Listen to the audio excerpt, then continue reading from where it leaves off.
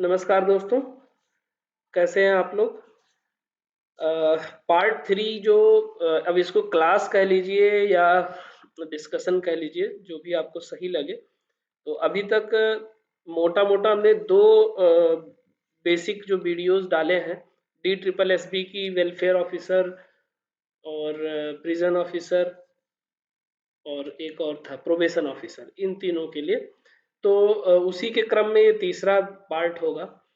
और आप लोग अगर इसको कॉन्टिन्यूसली फॉलो करेंगे, देखिए सबसे इम्पोर्टेंट चीज़ ये है कि जो इसमें कंटेंट मैं दे रहा हूँ, ऐसा नहीं है कि डायरेक्ट ही यहीं से क्वेश्चन आ जाएंगे, डायरेक्ट ही, बट क्वेश्चन ऐसे ही आएंगे, इन्हीं इन्हीं डोमेन से क्वेश्चन आएंगे। तो मैं अपना पूरा प्रयास कर रहा हूँ, जितना मेरा समझ है, जितना मैं जानता हूँ उस लेवल पे पूरा प्रयास कर रहा हूँ। लेकिन आप लोग जो टर्मिनोलॉजी आपको समझ नहीं आए, क्योंकि हर बंदे को हर व्यक्ति की भाषा समझ में आनी बहुत मुश्किल होती है, तो कहीं कहीं लैंग्वेज का भी प्रॉब्लम होता है और वे ऑफ कम्युनिकेशन का प्रॉब्लम होता है। अभी यूट्यूब पे कई सारे लोगों का मेरे उसमें फीडबैक भी है, मुझे बड़ा अच्छा लगा। एक लोग का फीडबैक ये था कि थोड़ा स्लो आप बोले, बहुत जल्दी। तो जल्दी बोलने का सिर्फ रीज़न ये होता है कि वीडियो का लेंथ जो है बहुत बड़ा ना हो, जिससे आपको बोरिंग ना लगे। आपने देखा होगा वीडियो बहुत लोग बहुत स्लो पढ़ाते हैं, तो उसको 2 टाइम स्पीड भी करो तो लगता है कि नॉर्मल ही है स्पीड। तो मैं चाहता हूँ कि जो चीज़ मैं फ़ील करता हूँ वो आप लोग भी करते होंगे। तो बहुत टाइम वेस्टिंग मुझे अच्छा नहीं लगता, क्योंकि लोगों के पास टाइम कम है और पढ़ने के लिए कंटेंट बहुत चाहिए होगा, ज़्यादा है मतलब समय कम है और पढ़ना ज़्यादा है। तो इसलिए थोड़ा-सा फ़ास्ट रखता हूँ, बट चलो फिर भी मैं मीडियम में कोशिश करूँगा कि थोड़ा-सा स्लो हो जाए। और कुछ लोगों का ये भी है कि वीडियो आपका बहुत हेल्पफुल है और आप कंटिन्यूअसली बनाते रहिए, तो उसके लिए मैं बहुत-बहुत थैंक यू बोलता हूँ, जितने लोगों ने पॉज़िटिव फीडबैक दिए हैं और जितने लोगों ने नेगेटिव दिए हैं उनको भी थैंक यू, क्योंकि उससे सुधार करने का मौका मिलता है। और कंटिन्यू वीडियो इसलिए नहीं आ पाया, आप मेरे आवाज़ से समझ पा रहे होंगे, क्योंकि मेरी तबीयत पिछले 15 दिन से लगातार गड़बड़ चल रही है। और गड़बड़ होने का सिर्फ और सिर्फ रीज़न ये है, झांसी से हिमाचल, हिमाचल से झांसी, इधर उधर में बहुत समय गया है और डॉक्यूमेंट वेरिफिकेशन, फिर अब फाइनली अब ज्वाइन कर लिया है मैंने। अभी थोड़ा सा नेटवर्क का इशू है, इंटरनेट नहीं चल पा रहा है यहाँ का, अभी वो बहुत लंबा प्रोसेस होता है। एम्स की एक एक चीज़ जो है पूरी डॉक्यूमेंटेड होती है। तो अभी यहाँ का जो वाईफाई है वो अभी कनेक्शन हमको नहीं मिला है, तो जल्दी ही मिल जाएगा। अभी मोबाइल से जितना हो पा रहा है उतना मैं करने का प्रयास कर रहा हूँ। नेट बहुत स्लो है यहाँ पे, क्योंकि बहुत पहाड़ी क्षेत्र है और यहाँ पे बेसमेंट में नेटवर्क नहीं आता है, तो उसका भी एक प्रॉब्लम है। उसकी वजह से भी वीडियो थोड़ा लेट हुआ है। तो अब कोशिश करूँगा कि आप लोगों को एटलीस्ट वीक में 1 या 2 वीडियो तो कम से कम वीक में 2 से 3 दे ही दूंगा। और अगर उससे ज़्यादा हो गया तो भी प्रयास करूंगा। साथ साथ एमएसएसओ की भी प्रिपरेशन करानी है। तो फिलहाल अभी ये आप देखिए, इस पार्ट 3 में मैं जो कवर करूंगा basically criminology, penology and victimology पे। अब इससे आप समझ रहे होंगे, क्रिमिनोलॉजी मतलब अपराध शास्त्र, पेनोलॉजी मतलब दंड शास्त्र, और विक्टिमोलॉजी मतलब पीड़ित विज्ञान या शिकार शास्त्र। तो इन तीनों पे, एक क्रिमिनल करता है, एक क्राइम करता है, और जो हमारा क्रिमिनल जस्टिस सिस्टम है वो उसको उस प्रक्रिया के तहत उसको दंड देता है, दंडित करता है in the form of jail, in the form of penalty, penalty in the form of मतलब मनी। तो ये चीज़ें पेनोलॉजी में आ जाएगी। और विक्टिमोलॉजी मतलब जो शिकार होता है, जो पीड़ित होता है, उसकी क्या साइकोलॉजी होती है, उसकी क्या साइको सोशल इम्पैक्ट पड़ता है, उसके मेंटल हेल्थ पे क्या इम्पैक्ट पड़ता है, तो वो टोटल विक्टिमोलॉजी में अध्ययन किया जाता है। तो ये चीज़ तो समझ में आ गया होगा कि क्रिमिनल के जो फीचर्स हैं, क्रिमिनल का जो सोशल एस्पेक्ट है, क्रिमिनल का जो साइकोलॉजिकल एस्पेक्ट है, क्रिमिनल का जो बायोलॉजिकल एस्पेक्ट है, वो सारी चीज़ें जो स्टडी की जाती हैं वो क्रिमिनोलॉजी के अंडर आती है। और पिनोलॉजी यानी जो दंड प्रक्रिया है, जिसको अब हमारे भारत देश में उसको पहले आईपीसी था, भारतीय दंड संहिता था, अब उसको भारतीय न्याय संहिता कर दिया गया है। तो ये भी आपको ध्यान में रखना है कि वो नाम चेंज हुआ, नोमेनक्लेचर बहुत सारे चेंज हुए हैं, तो वो भी ध्यान में रखना है। तो क्या हो गया, भारतीय न्याय संहिता, अब दंड संहिता नहीं रहा, तो वो भी ध्यान देना है।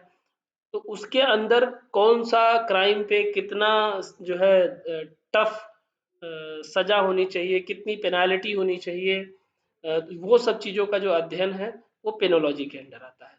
ठीक है, तो criminology, penology and victimology are three interconnected fields that focus on different aspects of the criminal justice system, जो कि मैंने आपको अभी बताया। Let's explore each of these concept in Indian context. क्या है क्रिमिनोलॉजी, इंडिया में क्या बोलते हैं? डेफिनेशन क्या है? Criminology is the scientific study of crime, criminals and the criminal justice system. It involves analyzing the causes and effects of criminal behavior as well as studying pattern and trends in crime. तो जो चीज़ हमने आपको अभी समझाया वही चीज़ ये कह रहा है कि क्रिमिनोलॉजी एक साइंटिफिक स्टडी करता है एक क्राइम का, उसके क्रिमिनल एक्टिविटीज़ का, और उसको कैसे न्याय दिया जाए, कैसा न्याय, मतलब उसको कैसी सजा दी जाए, और जिसके साथ घटना हुई है उसको न्याय कैसे मिले, समाज को न्याय कैसे मिले, ये सारा चीज जो है क्रिमिनोलॉजी में स्टडी किया जाता है। उसके बाद में इंडिया में क्या है, criminology in India has evolve over the years, हमेशा रहा है क्रिमिनल क्राइम, तो ऐसा तो है नहीं कि कभी नहीं रहा है। हम मानते हैं कि राम राज्य जैसी कॉन्सेप्ट थी, बट राम राज्य में भी बहुत सारे क्राइम्स होते रहे होंगे और उसका न्याय उस टाइम राजा दिया करते होंगे, है ना। तो ऐसा नहीं है कि कभी क्राइम नहीं रहा है, बट उसके अलग अलग रूप रहे हैं। जैसे आज का दौर हो गया, एक साइबर क्राइम हो गया, पहले साइबर जैसी चीज थी नहीं तो साइबर क्राइम कैसे रहा होगा, है ना। तो with academic institution offering courses and research opportunity in the field, तो इंडिया में आप देखेंगे क्रिमिनोलॉजी एक सब्जेक्ट के तौर पे पढ़ाया जाता है। तो क्रिमिनोलॉजी लॉ वाले भी पढ़ते हैं। क्रिमिनोलॉजी सेपरेट सब्जेक्ट भी होता है जो सोशोलॉजी के साथ या साइकोलॉजी के साथ, जो साइकोलॉजिस्ट होते हैं, क्रिमिनोलॉजिस्ट होते हैं जो, वो साइकोलॉजी भी पढ़ते हैं। तो इसका अलग अलग मतलब सब्जेक्ट डोमेन है और अलग अलग इसके प्रोफेशनल कोर्सेज हैं। तो वो भी इम्पोर्टेंट है। ये इंडिया में उसका बताया जा रहा है कि स्कोप का है। Researchers and scholars in India explore various aspect including the socio economic factors contributing to crime, the effectiveness of criminal laws and the role of law enforcement agencies. Penology in India, penology is the study of punishment of crime and the management of prisons.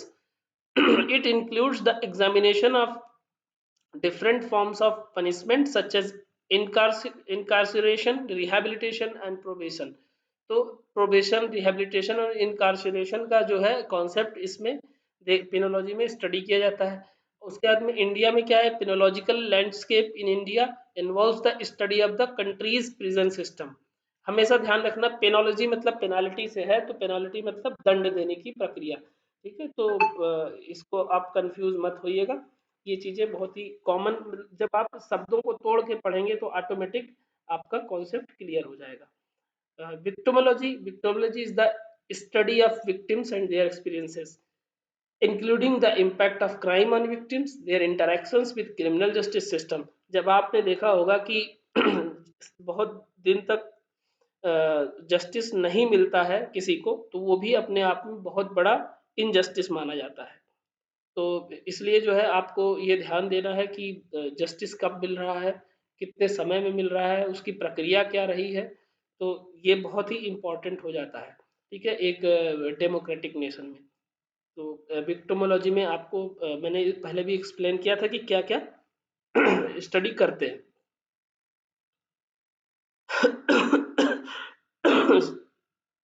Sorry, अब हम लोग start करते हैं India के concept में। India के context में क्या है, ओवरबर्डन लीगल सिस्टम।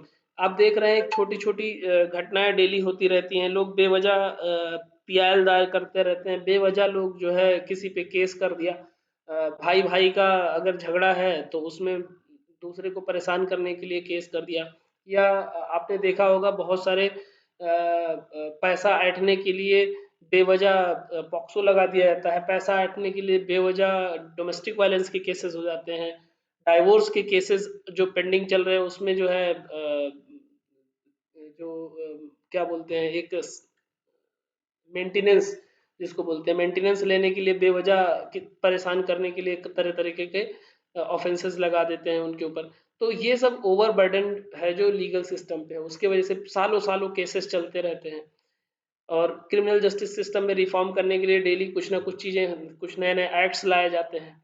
तो ये सब क्या है, एक हिसाब से बर्डन ही ला रहे हैं। अभी आपने देखा ही भारतीय न्याय संहिता लाया गया बहुत पुराने कानून को बदलाव किया गया, 1800 कुछ में वो कानून आया था, उसमें बदलाव किया गया। बहुत सारे ऐसे कानून हैं जिसमें अभी भी 10-10 रुपए 5-5 रुपए पनिशमेंट के तौर पे पेनाल्टी लगाया जाता है। तो उन सब चीज़ों में सुधार की ज़रूरत है। विक्टिम राइट्स एंड सपोर्ट, तो हमेशा ये ध्यान देना है कि विक्टिम का भी अपना राइट है और उसको सपोर्ट देने की रिस्पॉन्सिबिलिटी स्टेट पे होती है। There is an increasing recognition of the need to strengthen victim rights and support services. Initiatives have been taken to provide compensation, counseling and legal aid to victims. अब यहाँ पे एक case study के तौर पे समझिए। अभी मैं झांसी में था, तो एक केस था, ये बहुत ही मार्मिक है। नाम नहीं लूंगा चूंकि नाम नाम हमेशा कॉन्फिडेंशियल रखा जाता है। उसकी मतलब एक लेडी आई जिसको बिटिया हुई थी, और बिटिया होने की सजा उसको ये मिली कि उसको पेड़ से बांध के उसके पति ने इतना पीटा कि वो अधमरा करके, मतलब बिल्कुल मरणासन अवस्था में उसको छोड़ा। पहले जब उसको ऐसी कंडीशन से गुजरी, उसको एडमिट कराया गया, तो उसके अंदर कुछ साइकोटिक फीचर्स डेवलप हो गए। क्योंकि पोस्टपार्टम साइकोसिस तो वैसे भी किसी किसी महिलाओं में आ जाता है आफ्टर डिलीवरी, लेकिन इसमें इतना ज़्यादा उसको टॉर्चर किया, फिजिकल टॉर्चर किया, मेंटल टॉर्चर किया, तो उसके वजह से भी इसके अंदर साइकोटिक फीचर्स आ गए। इसको बचाना बड़ा मुश्किल हुआ, धीरे धीरे करके उसको हम लोगों ने फाइनेंशियल एड भी दिए, चूंकि डिस्ट्रिक्ट हॉस्पिटल में फ्री ट्रीटमेंट होता है, बट बहुत सारी मेडिसिन बाहर से लानी पड़ती है। कुछ हम लोगों ने सपोर्ट किया, तो वो बच गई। और उसकी जो बड़ी बिटिया थी, 3.5 साल की है। 3.5 साल, अभी लगभग 3-4-5 महीने हो गए होंगे, आप देखेंगे तो न्यूज़पेपर में मिल जाएगा झांसी के। 4-5 महीने बाद अभी की कंडीशन है, 15 दिन पहले उसकी 3.5 साल की बिटिया के साथ एक बंदे ने रेप किया, 20 से 25 साल का लड़का, उसी के पड़ोस का। अब बताइए, वो बार बार जो टॉर्चर झेल रही है, उसको सपोर्ट प्रॉपर नहीं मिल रहा है, तो ये किसका फेल्योर है? कहीं ना कहीं सिस्टम का फेल्योर है। ठीक है, हम मानते हैं कि हम सबको चेंज नहीं कर सकते, बट उसको एटलीस्ट सिक्योरिटी देनी चाहिए। जब वो पिटी तो उसको कोई सिक्योरिटी नहीं मिली, तो इससे जो ऐसे क्राइम है ना, वो बढ़ते चले जाते हैं, और ऐसे जो क्रिमिनल है उनका मन बढ़ता है। फिलहाल इसमें उसको जेल हो गया है, 376 जो आईपीसी की सेक्शन है उसके तहत उसको जेल हुआ है, और 10 साल से कम का जेल नहीं होगा, क्योंकि 3.5 साल की बच्ची के साथ रेप किया। तो इस तरीके से आपको ध्यान देना है कि अगर कोई जो विक्टिम है उसको कितना, अभी तक उस बच्ची के लिए जो रिहेबिलिटेशन की प्रॉपर सर्विसेज होती है कोई प्रोवाइड नहीं कर रहा, कोई काउंसलिंग नहीं हो रहा है उसके पेरेंट्स का। तो ये सब चीज़ें बहुत लैकिंग हैं, और अनफॉर्चुनेटली यही सब चीज़ों के लिए आप लोगों को रिक्रूट किया जाएगा इस पोस्ट के लिए। तो आप इस केस स्टडी से बहुत कुछ समझ सकते हो कि उस बच्ची के लिए रिहेबिलिटेशन क्या होगा, उनके पेरेंट्स के लिए रिहेबिलिटेशन क्या होगा। उसके साथ एक स्टिग्मा जुड़ गया, जब वो बड़ी होगी तो उसको बहुत तरह तरीके के भाषा से, बहुत तरीके तरीके से शब्द से उसको जो है टॉर्चर भी किया जा सकता है। तो इसीलिए आपने देखा होगा निर्भया कांड रखा, उसका ओरिजिनल नाम नहीं रखा है ना, तो इसीलिए एक सांकेतिक नाम दे दिया जाता है।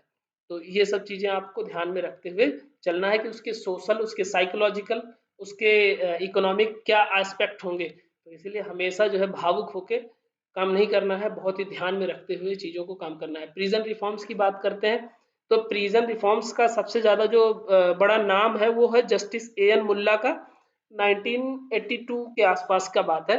तो prison condition and rehabilitation of offenders are areas that require attention. माना यह जाता है कि अभी देखिए आप आ रहा है over crowding, inadequate facilities and the need for skills development programs for inmates are going ongoing concern. Over crowding मतलब भीड़ बहुत ज्यादा है जेल में। मान के चलिए 2015 का रिपोर्ट बताता है कि जेल में 100 लोगों को रहने की जगह है, तो 118 लोग रह रहे हैं, मतलब 18 सरप्लस है। तो वो 18 जब सरप्लस होते हैं तो तरीके की बहुत तरह तरह की प्रॉब्लम होती है। इनएडुकेट फैसिलिटीज, जो फैसिलिटीज हैं वो कम है, and the need for skill development. जो जेल में मान के चलो 10 साल कोई रह गया, तो वो 10 साल सोसाइटी से कट गया। अगर वो कोई प्रोडक्टिव काम में नहीं है, सिर्फ खा रहा है सो रहा है, खा रहा है सो रहा है, तो वो डिसफंक्शनल हो जाता है। तो वहां पे कुछ ऐसी क्रिएटिव एक्टिविटीज करानी चाहिए, कुछ स्किल डेवलपमेंट करानी चाहिए, जिससे उन वो जो है फंक्शनिंग बने रहे। नहीं तो वो 10 साल बाद जब बाहर आएंगे तो वो कुछ किसी काम के नहीं रह जाएंगे। तो इसीलिए ये बहुत ही इंपॉर्टेंट हो जाता है कि कोई स्किल डेवलपमेंट की प्रोग्राम रन करें। But due to lack of resources, due to lack of professionals, और due to lack of awareness, ये सब चीज़ें नहीं हो पा रही हैं। अब खैर काफ़ी सुधार हो रहा है, और हर जेल में साइकेट्रिक सोशल वर्कर उड़ीसा में भी रिक्रूट किए गए हैं, बिहार में भी शायद ये बात चल रही है। तो हमारे यहाँ यूपी में जो है, जो डीएमएचपी टीम है, उन्हीं को महीने में एक बार जाना होता है। तो इस तरीके से काफ़ी चीज़ें सुधार हो रही हैं। In summary, criminology, penology, and victimology play crucial roles in the understanding and addressing the complexities of criminal justice system in India. Ongoing efforts are being made to improve the system, but there are still challenges that need to be addressed for more effective and equitable criminal justice system. जो हमने बताया वही crux है कि बहुत सारे सुधार इसमें हो रहे हैं, सुधार की प्रक्रिया में आगे बात चल रही है, लेकिन उसका रिजल्ट आगे को देखने कितना मिलेगा ये आपके सामने आएगा। Criminology is a diverse field with numerous criminologist and their theories contributing to our understanding of crime and criminal behaviour. मतलब जो क्रिमिनोलॉजिस्ट हैं वो अलग अलग फील्ड में स्टडी करते हैं, अलग अलग एस्पेक्ट में स्टडी करते हैं, उनके बिहेवियर को, क्रिमिनल बिहेवियर को और क्रिमिनल एक्टिविटी को, और उसके साथ देखते हैं कि इसमें क्या इंटर कोरिलेशन है। Cesare Lombroso one of the famous criminologist, तो इनकी थियरी है, ये क्या कहते हैं, Lombroso is often regarded as the father of criminology. तो हमेशा ध्यान रखना, जब फादर ऑफ क्रिमिनोलॉजी पूछा जाएगा तो वो कौन होंगे, वो लोम्ब्रेसो होंगे, है ना। तो ध्यान में रखना इस चीज को। लोम्ब्रेसो बहुत फेमस है। He propose the theory of biological determinism. कौन सी थियरी दी है इन्होंने, biological determinism, suggesting that some individuals are born with physical and biological traits that predispose them to criminal behavior। इनका कहना यह है कि जो क्रिमिनल्स होते हैं वो उनकी बॉडी की जो फीचर्स होती है वो औरों से डिफरेंट होती है, वो मतलब बॉर्न क्रिमिनल इनके हिसाब से, कि जो कुछ लोग होते हैं वो क्रिमिनल ही पैदा होते हैं, तो उनकी फीचर्स कुछ डिफरेंट होती है।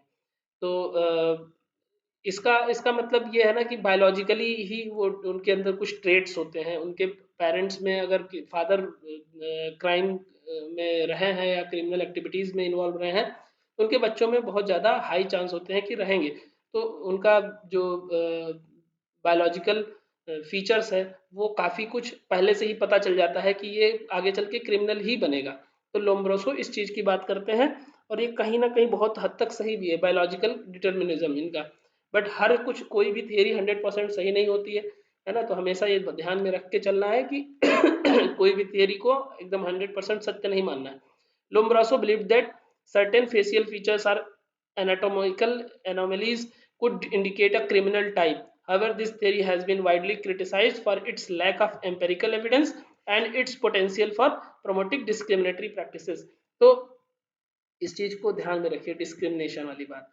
ये कह रहे हैं, मतलब इसका जो क्रिटिसिज्म ये हुआ है कि भाई ऐसा कोई एविडेंस बेस्ड रिसर्च नहीं हुआ है, तो आप कैसे कह सकते हो कि फला फला जो है बॉडी होगा, फला फला फेस होगा, फला फला टाइप का आंख हाथ होगा तो वो क्रिमिनल होगा, और ये डिस्क्रिमिनेशन नहीं हो जाएगा। भाई अब किसी के घर में हैवी पर्सनालिटी है, उसके आंख बड़े हैं, उसका नाक बहुत ही मतलब लंबा है, कुछ इन्होंने फीचर्स बताए हैं, वो डिटेल में आप पढ़ लेना, तो वो डिस्क्रिमिनेशन नहीं हो जाएगा, उनको पहले ही आप क्रिमिनल समझ के रखो। उसके बाद में इमाइल दुर्खीम की थ्योरी है, Durkheim focused on the societal aspects of crime. इन्होंने सोसाइटल एस्पेक्ट में कहा है कि जो कॉन्सेप्ट ऑफ एनोमी है, suggesting that when societal norms and values are unclear or weakened, individuals may be more prone to engage in deviant behavior। इन्होंने deviant behavior बात करी है, तो deviant behavior मतलब भटक जाता है रास्ते से, जब उसकी सोसाइटल जो रूल है, रेगुलेशन है, वो काम नहीं करती है, तो उसमें एक एनोमी डेवलप होता है, और वो मतलब ऐसे समझ लो कि आप जब लाइन में लगे हो, टिकट ले रहे हो, 10-15 नंबर बाद, 15 के बाद 16वां नंबर आपका है, आप लाइन में बहुत ही शांति से लगे हो, लेकिन उसमें आप देख रहे हो कोई साइड से आके टिकट ले रहा है इस बिहाफ पे कि वो नेता का भाई है, नेता का रिश्तेदार है, कोई कह रहा है स्टाफ के हैं, ऐसे ऐसे करके जब साइड से घुसता है तो वो इंसान के अंदर जो है ना गुस्सा आ जाती है कि हम तो जो है सोसाइटल नॉर्म्स को फॉलो कर रहे हैं, बट यहाँ सोसाइटल नॉर्म्स वीक हो रहा है, फॉलो नहीं करवा पा रहा है, तो वहाँ वो कानून तोड़ देता है।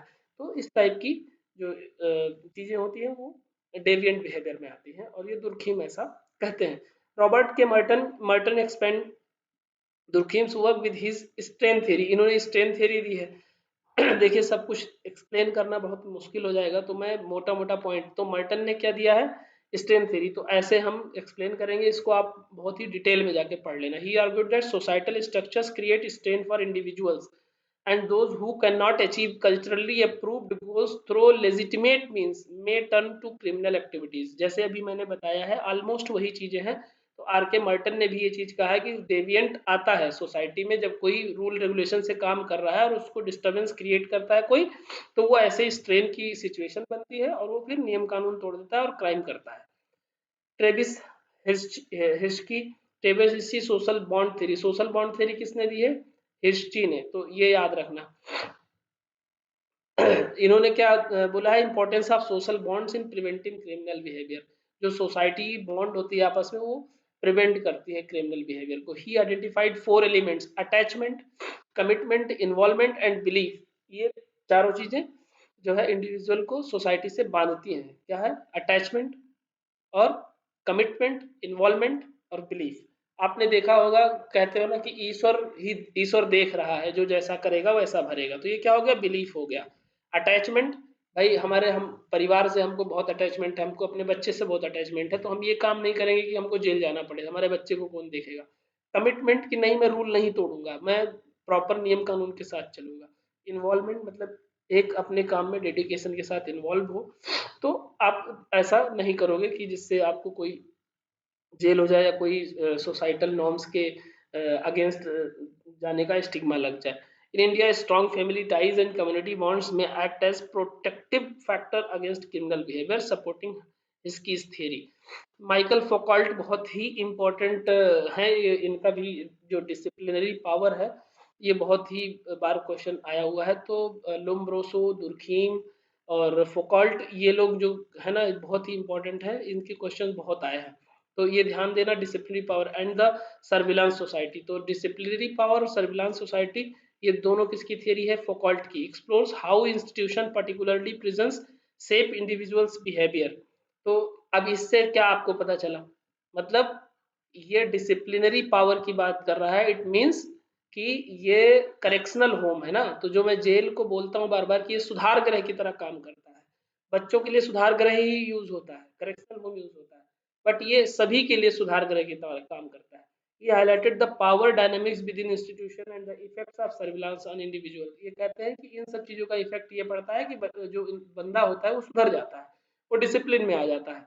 Foucault's ideas are relevant in critiquing the impact of mass incarceration on individuals' life, discussing issues of power, control, and potential for institutional abuse within the criminal justice system। तो इनकार्सिरेशन मतलब यही हुआ कि जब आप किसी को कैद करके रख देते हो, बंद करके रख देते हो, तो वो कुछ तो डर से और कुछ अपनी गलतियों का एहसास करके वो अपने बिहेवियर में सुधार करता है ना। तो ये एक करेक्शनल होम के तौर पर माना जाता है। And Sutherland is also very important as criminology. Sutherland is known for the developing differential association theory. तो ये ध्यान में रखना डिफरेंशियल एसोसिएशन थियरी किसका है? वो है सदरलैंड का। which suggests that criminal behavior it's learned through interactions with others। तो डिफरेंशियल सिस्टम एसोसिएशन थ्योरी में ये कहता है कि आपके जो साथी संगति होते हैं, आपका जो संगत है, हमारे तरफ एक कहावत है संगत से गुण आवत है, संगत से गुण जाए। अवध में, अवधी भाषा में ये कहावत है। यानी आपके जो एसोसिएशंस हैं वो आपके ऊपर बहुत इम्पैक्ट डालते हैं। अगर आपका एसोसिएशन क्रिमिनल्स के साथ है तो आप चाहे जितने शरीफ हो, आपके अंदर वो क्रिमिनल वाले कुछ कुछ एक्टिविटीज के जो है ना सिम्टम्स आ सकते हैं। He emphasize that the role of association especially in early life in shaping criminal attitudes and behaviour. जब बचपन में ही कोई ऐसे लोगों के साथ आ गया तो उसके अंदर क्राइम करने की जो फीचर्स हैं वो डेवलप हो सकते हैं। एग्जाम्पल देख सकते हैं आप, Sutherland theory can be applied to understand how peer influences, peer मतलब आपके साथी, and exposures to criminal subculture may contribute to criminal behavior in various cultural contexts including India। अब देखते हैं रोड साइड जो बच्चे रहते हैं वो देखते देखते वो भी धीरे धीरे जो है ना बीड़ी सिगरेट और ये सब सूंघने लग जाते, सूंघने वाली चीज का नशा करने लग जाते हैं। देख देख के सीखता है। तो उसी तरीके से क्राइम भी वो एसोसिएशन में रहते रहते देख के सीख जाता है। उसके बाद बेकारियो एक बहुत ही बड़े फिलोसोफर रहे हैं इटली के, and jurist is often regarded as one of the founders of the classical criminology. तो क्लासिकल क्रिमिनोलॉजी की जब बात आएगी तो बेकारियो का नाम आएगा। His most influential work on crimes and punishments 1764। तो क्राइम और पनिशमेंट पे इन्होंने 1764 में अपना ओपिनियन दिया था। Beccaria ideas had a profound impact on the reform of criminal justice system in Europe and later influenced the development of modern criminology. Here are key elements of Beccario's utilitarian philosophy. इन्होंने utilitarian philosophy पे कुछ दिए थे, जो उसका ये points दिया हुआ है, प्लेजर एंड पेन यानी आनंद और दर्द, इसको यूटिलिटेरिज्म बोला गया है। Rational choice and deterrence, proportionality of punishment. Proportionality मतलब कितना अनुपात है पनिशमेंट का आपके क्राइम के ऊपर। अगर क्राइम बहुत छोटा सा है और पनिशमेंट बहुत ज्यादा है तो इससे एक और स्ट्रेन पैदा होता है। तो आपने देखा होगा, अक्सर कहा जाता है कि एक मर्डर करने से तुम्हें जो जेल होगी, जो सजा होगी, वही 10 मर्डर करने से होगी। तो आपने देखा होगा कि कुछ ऐसे होते हैं जो जानबूझ के एक मार के जाते हैं अंदर, फिर रिहाई लेके आते हैं, फिर जो है उस क्राइम कर देते हैं। आपने पुरानी मूवीज में देखा होगा। तो ये जो प्रोपोर्शनैलिटी ऑफ पनिशमेंट है, ये बहुत इंपॉर्टेंट हो जाती है। Speedy trials and certainty of punishment, तो कितना जल्दी आपको जेल होता है, कितना जल्दी आपको न्याय मिलता है, ये बहुत ज़्यादा इंपॉर्टेंट है। Abolition of torture and capital punishment, social contract and legal positivism. तो ये सब पॉइंट्स आपको बहुत इंपॉर्टेंट, इसको नोट कर लेना। वीडियो को मैं अभी ये चीज़ों को स्किप कर रहा हूँ क्योंकि बहुत ही ज़्यादा कंटेंट है इसमें। और इसको आप लोग बहुत ध्यान से पढ़ना। थोड़ा वीडियो बड़ा बनेगा, इसको लेके घबराना नहीं। मैं यही कोशिश कर रहा हूँ कि अच्छा से अच्छा कंटेंट आपको मिले। While criminology as a discipline has not been as prominent in India as in some western countries, there are several notable criminologist whose work has influenced the understanding of crime and its causes in Indian context। तो कुछ यहाँ Indian criminologist रहे हैं, जैसे सुल्तान सिंह। इनकी theory क्या है? Sultan Singh is known for his work on the relationship between crime and poverty. ये कहते हैं कि गरीबी और क्राइम के बीच में एक रिलेशन है। His theory suggest that poverty is a significant factor contributing to criminal behaviour. अब इनका भी क्रिटिसिज्म होना पक्का है। ऐसा कतई नहीं है कि सिर्फ गरीबी से जो है इंसान क्राइम करता है। हाँ, होता है, इम्पैक्ट आता है, बट आपके पास कितना एविडेंस है? Example, in the Indian context, regions with high poverty rates might experience higher crime rates. However, it's essential to note that poverty alone does not directly cause crime. Various socioeconomic factors play a role. तो बहुत सारे socioeconomic factors होते हैं जो role play करते हैं। सिर्फ financial crisis की वजह से ही इंसान क्राइम नहीं करता है। तो पॉवर्टी और क्राइम के बीच जो रिलेशनशिप दिया, वो किसने दिया? सुल्तान सिंह ने। केपी माथुर का क्या कहना है? Focused on the sociological aspects of crime, particularly the impact of social structure on criminal. कह रहे हैं सोशल स्ट्रक्चर जो है ना, वो क्रिमिनल बिहेवियर को इन्फ्लुएंस करता है। निहार रंजन राय, इनका कंट्रीब्यूशन है। ये कहते हैं कि इन्होंने जो रिसर्च किया वो criminal tribes and their social dynamics, इन्होंने ट्राइब्स के ऊपर किया है। He emphasize the need to address the socio economic condition that lead to criminal behaviour. इन्होंने भी जो ये क्या नाम है, माथुर साहब, उन्होंने सुल्तान जी ने कहा है, वही ऑलमोस्ट इन्होंने कहा है कि उनका फाइनेंशियल कंडीशन उनको जो है प्रोवोक करता है, उनको बढ़ावा देता है क्रिमिनल एक्टिविटीज में इन्वॉल्व होने के लिए। उसके बाद में पीएस नटराजन है। P S Natarajan had contributed the understanding of white collar crime and corporate fraud in India. White collar crime समझना आपको बहुत जरूरी है। तो व्हाइट कॉलर क्राइम के लिए पीएस नटराजन ने दिया है। His work highlighted the need for specialised laws to address economic offences. White collar crime का मतलब ये है कि आप जो है कोई मर्डर भी नहीं कर रहे हो, कोई बहुत बड़ा फिजिकल एक्टिविटी भी नहीं कर रहे हो, और आप क्राइम कर रहे हो। क्राइम कैसे कर रहे हो? जैसे आपने देखा होगा आजकल इसमें खूब चल रहा है, टिकट में तत्काल का टिकट नहीं मिल रहा है। जैसे जो यूपी बिहार के होंगे, अगर उनको मुंबई जाना है तो 500 रुपये का जो टिकट है वो 1500 रुपये 2000 रुपये में वो तत्काल का टिकट या कैसे भी अरेंज करके लेते हैं। वो पता नहीं कैसे कैसे क्या क्या तरीके करते हैं। तो ये व्हाइट कॉलर क्राइम है। मतलब इसमें कुछ आप क्राइम भी नहीं कर रहे हो और क्राइम हो रहा है, यानी विक्टिमलेस क्राइम। एक हिसाब से आप जानबूझ के ले रहे हो कि नहीं यार, मुझे जाना है तो मुझे कंफर्म टिकट चाहिए, चाहे 2000 लग जाए चाहे 2500 लग जाए, मुझे चाहिए। तो 500 की टिकट इस तरीके से मिल रही है, तो ये व्हाइट कॉलर क्राइम में आ जाता है। और भी तरीके के हैं क्राइम जो व्हाइट कॉलर क्राइम में आते हैं। Ved Prakash work has focused on the relationship between crime and urbanisation. ये कह रहे हैं अर्बनाइजेशन जब बढ़ता है तो क्राइम बढ़ता है। He has explored how rapid urbanisation can lead to social disorganisation and an increase in criminal activities. तो अर्बनाइजेशन जैसे जैसे बढ़ता है वैसे क्राइम बढ़ता है, ये कौन कह रहा है? वेद प्रकाश जी कह रहे हैं। उसके बाद में India has several policies and acts related to human rights in prison and prison reform. बात आती है जेल और जेल के सुधार की। तो जेल सुधार अधिनियम 1982 या 84 में आया था, जो के एन मुल्ला का, वो ए एन मुल्ला का, वो आप लोगों को ध्यान, जस्टिस ए एन मुल्ला का ही पहला था जो जेल सुधार के लिए बात करते हैं। तो ये क्वेश्चन बहुत बार आया, आप लोग ध्यान से इसको पढ़िएगा।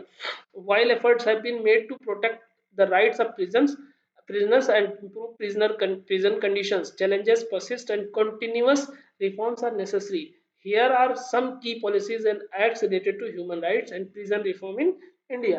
तो इंडिया में जेल को सुधार के लेके बहुत सारे एक्ट्स आए और under the human right act, और बहुत सारे पॉलिसीज आए, उसको आपको पढ़ना होगा। Protection of human rights act 1993, तो ये ध्यान में रखना। ह्यूमन राइट एक्ट कब आया? 1993 में। This act establishes the National Human Rights Commission (NHRC) and State Human Rights Commission to address and investigate complaints of human rights violation including those occurring in prisons। तो ध्यान में रखिए आप, अगर अभी वो जो प्रोपोर्शन ऑफ पनिशमेंट की बात हो रही थी ना, वो उसी पे बेस्ड है कि आपने एक किसी का जो है कुछ एक्सीडेंट भी नहीं किया, आपने सिर्फ ऐसा किया कि आप गाड़ी से जा रहे थे और हल्का सा टक्कर लगा, वो गिरे, उनकी उंगली में चोट आ गई या उंगली कट गई, और उसके बिहाफ पे आपको 10 साल की सजा दे दी।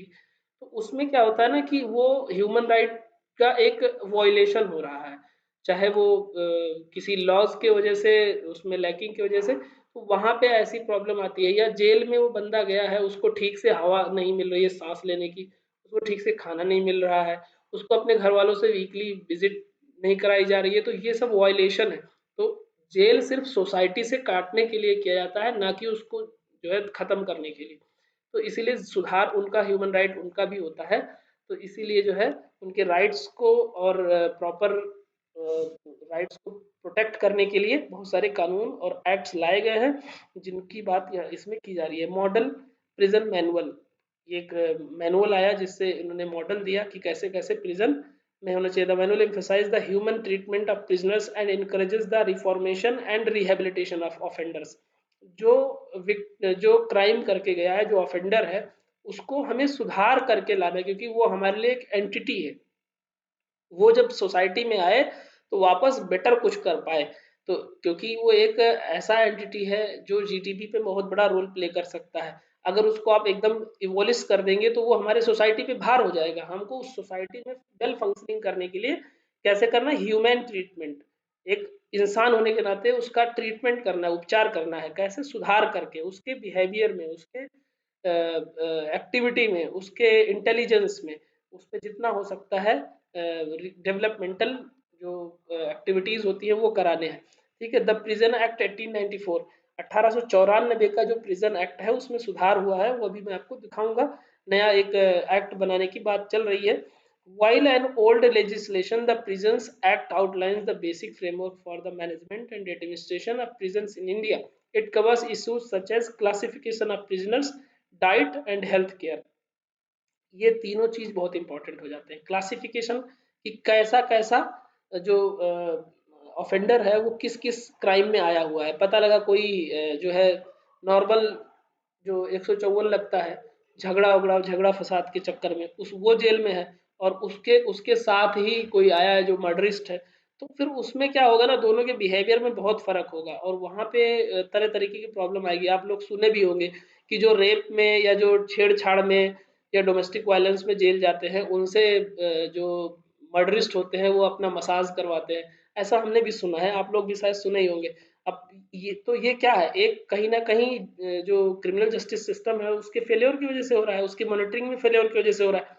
तो ये सब चीजें नहीं होनी चाहिए।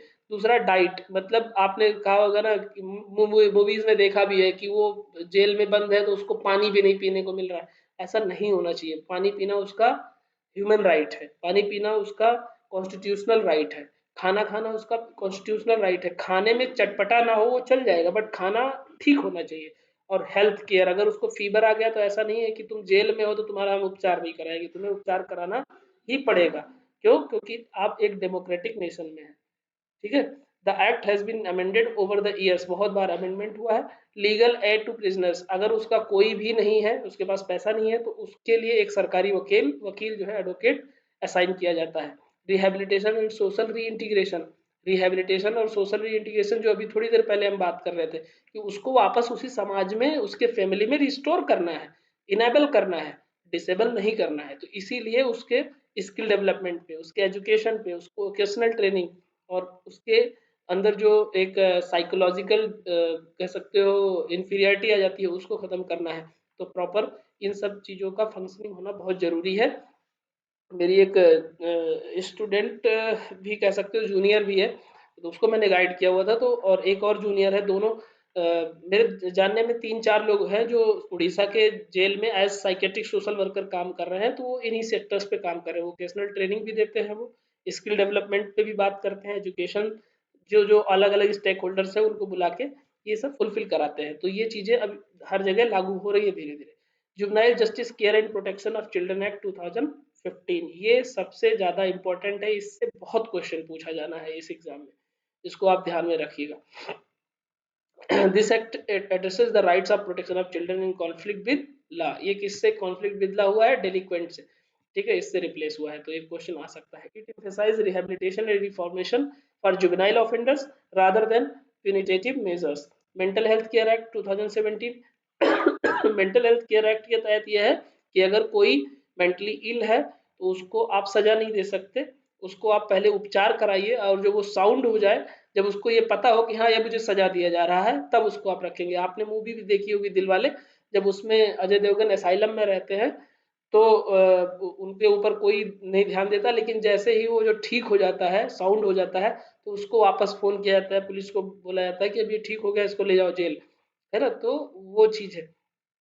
तो जेल में अगर किसी को मेंटल इलनेस हो गया तो उसका ट्रीटमेंट कराना उस जेल के जो भी हायर अथॉरिटी है उनकी जिम्मेदारी है। राइट टू इंफॉर्मेशन एक्ट, ये आप लोग जानते हैं, इंफॉर्मेशन लेना कि उनका अधिकार, आपका अधिकार है कि फला फला चीज़ कैसे हो रही है, ट्रांसपेरेंसी क्रिएट करने के लिए। तो इस पर बहुत ज़्यादा हम डिस्कस नहीं करेंगे, तो अभी आज इस वीडियो में इतना।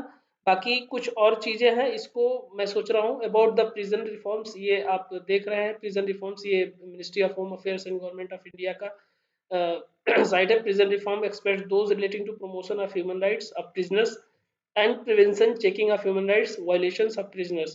तो जो प्रिजनर्स हैं यानी जेल में जो हैं इनमेट्स, उनकी जो राइट्स है उनका ध्यान रखना ये कंसर्न गवर्नमेंट का ड्यूटी है, और ये कॉन्स्टिट्यूशनल राइट को प्रोटेक्ट करता है।